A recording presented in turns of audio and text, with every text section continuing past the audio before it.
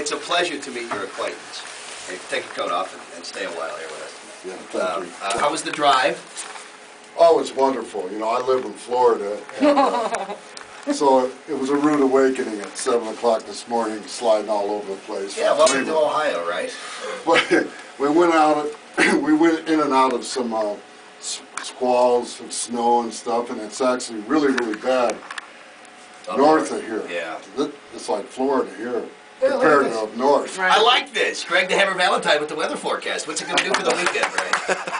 I heard it's going to be a whiteout. Is it going to be a whiteout? Now, you're in town because you're actually wrestling with Pro Wrestling Ohio tomorrow night, right? Tonight, and I think it's tonight. Is it tonight? It's tonight. Oh, it is tonight, yes. We actually have tickets to give away. Now, your career spans 3 decades, correct? You started in the 70s, right? I started in the 70s and right around this area, too.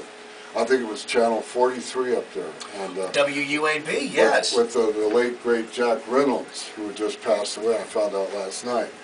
Johnny Powers and all those guys. And between Buffalo, I lived in Buffalo, so I used to drive back and forth Buffalo, Cleveland, through these snowstorms. So you started in the 70s.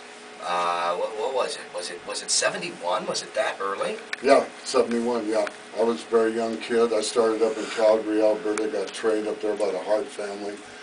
Got the Hitman Hart, was 15 years old watching me train with his father, Stu Hart. And, you know, I'm still wrestling like I'm wrestling tonight. You know, That's amazing. I'm working on my 4th decade. That's absolutely amazing the hell you've put your body through all these years, and you're still keeping at it, because many of the original wrestling greats, they're not doing it anymore, are they? Well, some of them aren't doing it because they're 6 feet under. Yeah, well, that's true. Very short life expectancy for people of your career. Yeah, they said that. The percentage of guys that, you know, they said if you expect a long life, don't get into pro wrestling, because a lot of fellows have dropped off in their late 30s and early 40s. I'm talking about major big names, and I don't want to drop any names, but the fans know what I'm talking about. Now, why do you think that is? Is it just because of the lifestyle?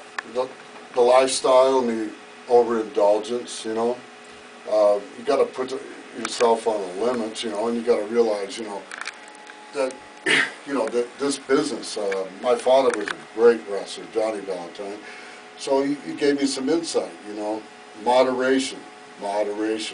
And when you get older, you got to remember, like if you're 45 and you're still wrestling in the ring, you're not 25 anymore. You can't do all that stuff. You can't party all night and get up at 7 o'clock in the morning and fly across the United States and get no sleep and go in the ring. I mean, I did that. I've done that. Been there, done that. But there's a time where you have to pace yourself and slow down.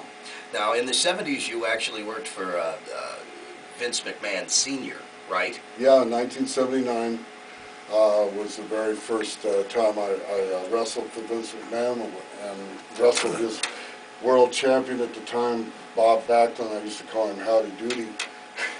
And we went the hour time limit. It was the first time it had ever been done in Madison Square Garden. And back then, what could you expect to earn in a match? Oh, you know, these are kind of trade secrets, but back then, you know, for a main event in Madison Square Garden, $20,000. $20,000, and that was back in the late 70s too. Right. And that's before, you know, wrestling really went mainstream. Right.